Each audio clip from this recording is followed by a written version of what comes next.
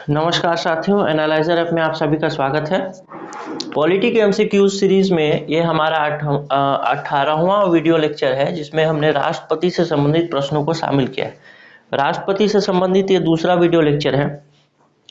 CGPSC का जो prelims exam होता है या व्यापम का एग्जाम होता है या बहुत सारे जो भी एग्जाम होते हैं, जो मल्टीपल चॉइस क्वेश्चन से संबंधित एग्जाम होते हैं, जिसमें 4 विकल्प या 5 विकल्प दिए जाते हैं, राष्ट्रपति एक महत्वपूर्ण चैप्टर हो जाता है।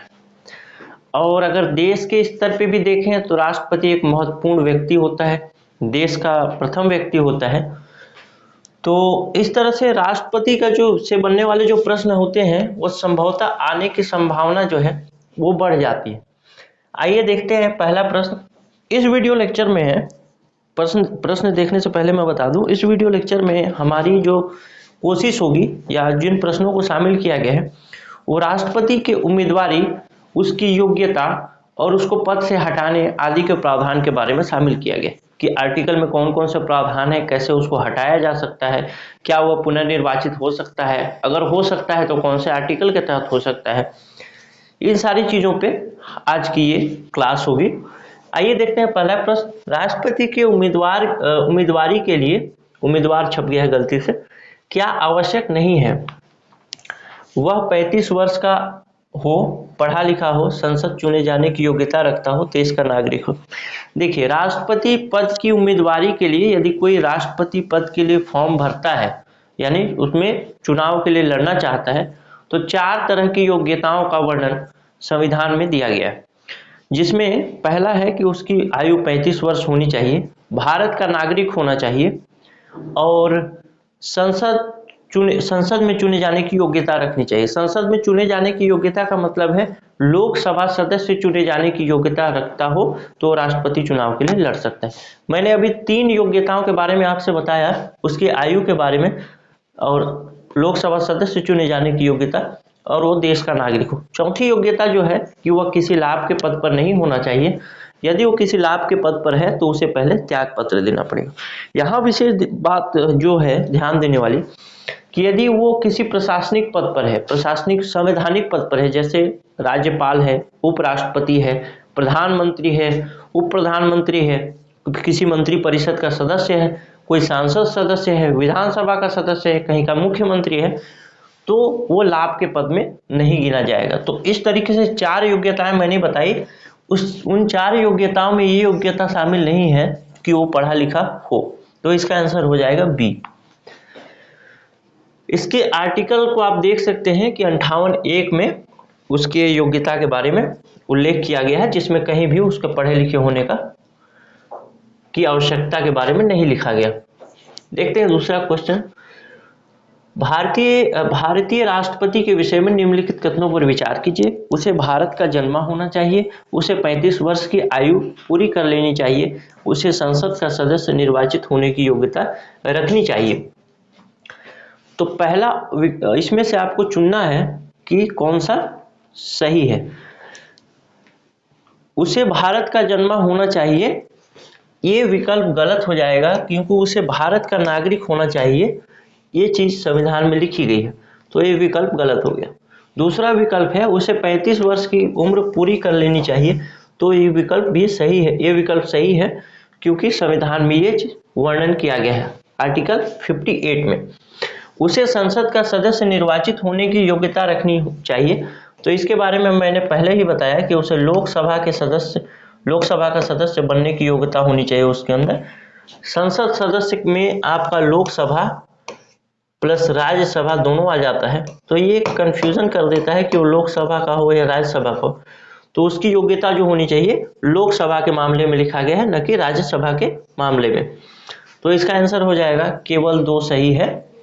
आइए देखते हैं इसका सही आंसर। केवल 2 सही है। डिस्क्रिप्शन ये है, इसमें आपको योग्यता के बारे में भी लिखा गया है। इसमें 3 योग्यताएं लिखी गई। एक योग्यता लाभ के पद के बारे में मैंने बताया, उसको आप नोट डाउन कर सकते हैं। इसको जब आप PDF में डाउनलोड करें या फिर कहीं आप उसको मेमोराइज करके रख सकते हैं। भारतीय संविधान का कौन सा अनुच्छेद राष्ट्रपति के लिए पुनर्निर्वाचन की योग्यता रखता है? तो इसका आंसर है 57 में ये कहा गया है कि यदि कोई व्यक्ति एक बार राष्ट्रपति बन गया है तो पुनर्निर्वाचित भी हो सकता है, यानी पुनः भी चुनाव लड़ सकता है राष्ट्रपति बनने के लिए और राष्ट्रपति बन सकता है। ऐसा नहीं कि एक बार वो बन गया तो दोबारा नहीं बन सकता। कुछ उदाहरण अगर लें तो हमारे पहले जो राष्ट्रपति थे डॉक्टर राजेंद्र प्रसाद, वो हमारे यहाँ मतलब भारत के लिए 2 बार राष्ट्रपति रहे। तो ये चीज़ें आर्टिकल 57 में लिखी गई हैं कि पुनः निर्वाचन की योग्यता वो रखता है। ऐसा नहीं है कि वो एक बार राष्ट्रपति बन गया तो दोबारा राष्ट्रपति नहीं बन सकता। एक अगर वैश्विक स्तर का उदाहरण लूँ तो अमेरिका एक देश है जिसको आप लोग भली भांति जानते होंगे, कई मामलों में उसका नाम आता है, कई मामलों में वो आगे है। तो वहाँ पे राष्ट्रपति चुने जाने के लिए वो 2 बार पात्र हो सकता है, यानी 2 बार के बाद यदि वो राष्ट्रपति का चुनाव लड़ना चाहता है तो भी वो लड़ नहीं सकता, क्योंकि उनके संविधान में इसका वर्णन किया गया है कि वो 2 बार के बाद चुनाव नहीं लड़ सकता। लेकिन हमारे यहाँ अनलिमिटेड टाइम, कितनी बार चाहे असीमित समय तक वो लड़ सकता है चुनाव और राष्ट्रपति बन भी सकता है। इसका डिस्क्रिप्शन है, इसको भी आप पढ़ सकते हैं। अगर भारत के राष्ट्रपति के चुनाव में कोई विवाद होता है तो उसे किसको सौंपा जाएगा? तो इसका आंसर हो जाएगा सी, सर्वोच्च न्यायालय को, भारत के सर्वोच्च न्यायालय को। और क्यों सौंपा जाएगा? क्योंकि आर्टिकल 71(1) में लिखा गया है कि यदि राष्ट्रपति के चुनाव में अथवा उपराष्ट्रपति के चुनाव में भी, आर्टिकल 71 में जो शामिल है राष्ट्रपति और उपराष्ट्रपति दोनों शामिल हैं, दोनों के चुनाव में यदि कोई विवाद की स्थिति बनती है तो उसका निपटारा करने का अधिकार भारत के सुप्रीम कोर्ट अर्थात उच्चतम न्यायालय को होगा। आइए देखते हैं 5वां प्रश्न। भारत के राष्ट्रपति अपना त्याग पत्र किसको संबोधित करके देते हैं? तो ये संबोधित करके देते हैं भारत के उपराष्ट्रपति को। और मजेदार बात यह है कि भारत के उपराष्ट्रपति भी अपना त्याग पत्र किसको देते हैं? राष्ट्रपति को। राष्ट्रपति उपराष्ट्रपति को, उपराष्ट्रपति राष्ट्रपति को देते हैं। लेकिन यदि कोई राष्ट्रपति अपना त्याग पत्र उपराष्ट्रपति को दे देता है तो उपराष्ट्रपति का सबसे पहला काम ये होता है कि वो लोकसभा के जो अध्यक्ष हैं उनको सूचित करे, सदन को सूचित करे कि राष्ट्रपति ने अपना त्याग पत्र दे दिया है। अभी तो ये मीडिया का वक्त है, तो जैसे ही कोई इस्तीफा देता है तो अखबारों में आ जाता है, न्यूज चैनल में आ जाता है। लेकिन अगर संवैधानिक रूप से देखें और कानूनी रूप से देखें तो उपराष्ट्रपति को लोकसभा के स्पीकर को सूचना देना अनिवार्य है।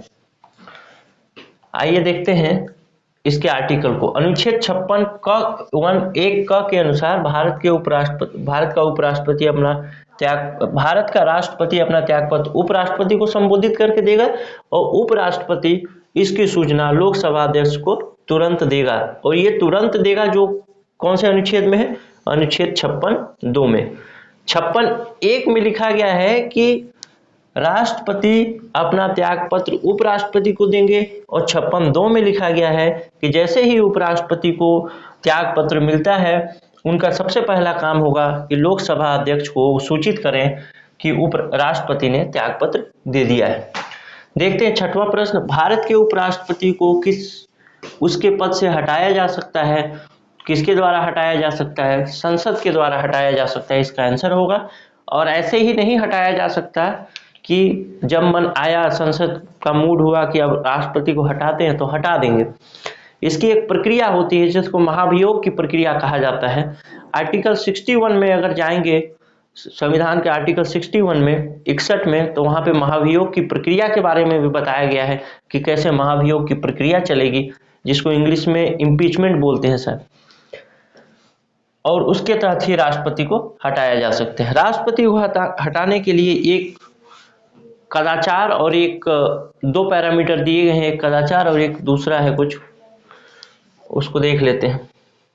संविधान का अतिक्रमण और एक कदाचार, यानी वो किसी भी संविधान के किसी कानून से बाहर जाकर के, किसी आर्टिकल से बाहर जाकर के कोई काम करता है या काम करने का प्रयास करता है तो आर्टिकल 61 में महाभियोग की प्रक्रिया के तहत उसे पद से हटाया जा सकता है। और पद से हटाएगा कौन? संसद, क्योंकि संसद में वोटिंग होगी महाभियोग प्रक्रिया के लिए और उसके बाद अगर वो वोटिंग पास हो जाते हैं, यानी बहुत सारे मतलब जो पक्ष में लोग मतदान कर देते हैं कि हाँ राष्ट्रपति को हटा दिया जाना चाहिए, तो फिर राष्ट्रपति तुरंत अपने पद से मुक्त हो जाता है। आइए देखते हैं 7वां प्रश्न, भारतीय संविधान के किस अनुच्छेद के तहत राष्ट्रपति पर महाभियोग चलाया जा सकता है? तो अभी मैंने बताया था आर्टिकल 61, जिसमें उसकी रीति के बारे में बताया गया है कि महाभियोग कैसे चलेगा और किन आधारों पे चलेगा। आइए देखते हैं क्वेश्चन नंबर 8, राष्ट्रपति पर महाभियोग का आरोप संसद के किस सदन द्वारा लगाया जा सकता है? तो ये महाभियोग का जो आरोप है संसद के किसी भी सदन में लगाया जा सकता है, यानी लोकसभा या राज्यसभा। यहाँ पे एक मजेदार बात और है कि राष्ट्रपति की वोटिंग में तो विधानसभा के सदस्य भी भाग लेते हैं, लेकिन जब उसको हटाने की प्रक्रिया होती है तो केवल लोकसभा और राज्यसभा के सदस्य ही वोट करते हैं। हटाने की प्रक्रिया को इनिशिएट भी नहीं कर सकता, यानी प्रारंभ भी नहीं कर सकता विधानसभा। तो केवल वोटिंग के टाइम विधानसभा सदस्य जाते हैं, जबकि उनको हटाने के टाइम केवल संसद का अधिकार है कि वो उन्हें हटाए। तो इसमें संसद के किसी सदन द्वारा, यानी लोकसभा या राज्यसभा, अगर एक बार लोकसभा में पेश हुआ तो बाद में राज्यसभा में जाएगा, और राज्यसभा में पेश हुआ तो बाद में लोकसभा में जाएगा। यदि दोनों सदनों से वो पास हो जाता है तो तुरंत ही राष्ट्रपति पद मुक्त हो जाएगा। और दूसरी बात, जब उसके ऊपर महाभियोग की प्रक्रिया चलती रहेगी तो ऐसा नहीं है कि राष्ट्रपति जो है एकदम शक्तिशाली नहीं है, बेकार हो गया। राष्ट्रपति के पास पूरे अधिकार होंगे कि वो खुद या अपने प्रतिनिधि के माध्यम से अपनी बातों को रखे कि हाँ मैं इन कारणों से ये कार्य किया हूँ या ऐसा काम किया हूँ जिसको आप संविधान का अतिक्रमण समझ रहे हैं। तो इस तरीके से अगर वो रखता है कि अतिक्रमण नहीं है तो उनकी बातों को सुना भी जाना चाहिए और सुना भी जाता है। आइए देखते हैं 9वां प्रश्न, पदासीन राष्ट्रपति की पदावधि उसकी समाप्ति से भिन्न किसी कारण से उत्पन्न होने वाली रिक्ति की दशा में रिक्ति भरने के लिए निर्वाचन अवश्य हो जाना चाहिए। मतलब यदि राष्ट्रपति का जो कार्यकाल होता है वो 5 वर्ष का होता है सामान्यतः, यानी जिस दिन वो शपथ ग्रहण करता है उसके 5 वर्ष तक वो राष्ट्रपति बना रहता है। यदि किसी कारण से, मान लीजिए एक कारण मैं बोलूं कि राष्ट्रपति की मृत्यु हो गई अथवा राष्ट्रपति ने अपना त्याग पत्र दे दिया, राष्ट्रपति बहुत लंबे समय से बीमार हैं, अब वो स्वस्थ नहीं हो सकते और उसके कारण कामकाज प्रभावित हो रहा है, तब की स्थिति में उपराष्ट्रपति को ये अधिकार है या उपराष्ट्रपति के ऊपर ये दायित्व चला जाता है कि वो राष्ट्रपति के कार्यों को करे। लेकिन मजेदार बात यह है कि जब भी उपराष्ट्रपति राष्ट्रपति के कार्यों को करेगा तो उपराष्ट्रपति फिर राज्यसभा की अध्यक्षता नहीं कर सकता। तो इसमें यह पूछा गया है, यदि ऐसी कोई स्थिति बनती है कि उसकी मृत्यु हो, राष्ट्रपति की मृत्यु हो जाए या उसने त्याग पत्र दे दिया, तो वैसी दशा में कितने दिन के भीतर चुनाव हो जाना चाहिए। पहली बात तो यह है कि यदि राष्ट्रपति अगर त्याग पत्र नहीं देता है, यानी सामान्य स्थिति चलती है कि 5 साल तक वो पद पर रहेंगे, तो उनके पद पर रहते रहते ही चुनाव करा लिया जाता है। यानी कि जब उनका दूसरे राष्ट्रपति का शपथ ग्रहण जब होता है तो पहले राष्ट्रपति की विदाई होती है। लेकिन अगर उनकी मृत्यु हो जाए तब की स्थिति में संविधान में लिखा गया है कि 6 माह के भीतर चुनाव करा लेना चाहिए, यानी उपराष्ट्रपति केवल 6 माह तक ही राष्ट्रपति का कार्य कर सकेंगे, उससे पहले ही चुनाव करा लिया जाना चाहिए। आइए देखते हैं किस आर्टिकल में लिखा गया है। संविधान के अनुच्छेद 62(1) के अनुसार उपराष्ट्रपति की पदावधि की समाप्ति के पूर्व, जो मैं पहले बताया कि यदि सामान्य परिस्थिति चलती है यानी 5 वर्ष के बाद ही उनको रिटायर होना है, तब की स्थिति में उनके रिटायरमेंट से पहले ही चुनाव हो जाना चाहिए। और 62(2) में लिखा गया है, बताया गया है कि यदि उनकी मृत्यु हो जाए या फिर रिक्त हो जाता है पद, किसी कारण से मृत्यु हो जाए या फिर हट जाए या त्याग पत्र दे दें, तब की स्थिति में राष्ट्रपति का चुनाव 6 महीने के भीतर करा लेना चाहिए। ये चीज 62 सबसेक्शन 2 में लिखा गया। लेकिन एक और बात मैं बताता चलूं कि उपराष्ट्रपति के विषय में ऐसा नहीं है। उपराष्ट्रपति के विषय में संविधान में कोई भी प्रावधान नहीं है कि उसका चुनाव कब होगा, जल्दी से जल्दी करा लिया जाना चाहिए, ऐसा संविधान में लिखा गया। लेकिन राष्ट्रपति के लिए यदि उनका पद किसी आकस्मिक कारणों से रिक्त होता है तो 6 महीने के भीतर करा लेना चाहिए चुनाव, और ये है आर्टिकल 62 सब सेक्शन 2 के तहत। आइए देखते हैं 10वां प्रश्न। यदि भारत के राष्ट्रपति का पद रिक्त हो जाए और कोई उपराष्ट्रपति भी न हो, तब निम्न में से कौन सा कार्यवाहक राष्ट्रपति होगा? तो इसका आंसर है सर्वोच्च न्यायालय का मुख्य न्यायाधीश। और मान लीजिए कि सर्वोच्च न्यायालय का मुख्य न्यायाधीश भी नहीं है, तब कौन होगा? तो जो भी सर्वोच्च न्यायालय का वरिष्ठतम न्यायाधीश होंगे वही राष्ट्रपति के कार्यों का निर्वहन करेंगे। इसका कुछ डिस्क्रिप्शन है, उसको आप पढ़ सकते हैं पीडीएफ। अगर आप सीजीपीएससी के लिए प्रिपरेशन कर रहे हैं या व्यापम एग्जाम का प्रिपरेशन कर रहे हैं तो हमारा वीडियो क्लास आ रहा है। वीडियो क्लास को अच्छे विजुअल्स के साथ बनाने की कोशिश है हमारी, इसलिए थोड़ा समय लग रहा है। आप लोगों ने हमारा टेस्ट सीरीज का क्वालिटी देखा होगा, तो हम ये चाहेंगे कि हमारे टेस्ट सीरीज का जो क्वालिटी था उससे कम क्वालिटी का वीडियो क्लास तो कम से कम हमारा ना आए। और अगर आप सीजीपीएससी के लिए प्रिपरेशन कर रहे हैं अभी प्रीलिम्स के लिए, तो टेस्ट सीरीज ज्वाइन कर सकते हैं। जो लोग ज्वाइन कर चुके हैं वो 5 से 6 बार डिस्क्रिप्शन को पढ़ें, पेपर को दें, क्योंकि बहुत ज़्यादा संभावना होता है कि डिस्क्रिप्शन से भी प्रश्न आ जाएं। और कभी कभी तो ऐसा भी हुआ है कि हमारे टेस्ट सीरीज से सीधे सीधे प्रश्न पूछ लिए गए हैं, यानी 8-10 प्रश्न तो ऐसे भी थे जिनके ऑप्शन भी चेंज नहीं थे। जैसे सीजीपीएससी 2018-19 में 32 से अधिक प्रश्न पूछे गए और 19-20 में 46 से अधिक प्रश्न हमारे टेस्ट सीरीज से पूछे गए थे। तो आप ऐप को डाउनलोड करने के लिए नीचे डिस्क्रिप्शन में लिंक है, उस पर क्लिक करके डाउनलोड कर सकते हैं। प्ले स्टोर में भी सर्च कर सकते हैं एनालाइजर ऐप, स्पेस देके सीजीपीएससी, तो भी आपको इस लोगों के साथ मिल जाएगा। और अगर आप इसका पीडीएफ चाहते हैं इस कंटेंट का, तो भी आप ले सकते हैं।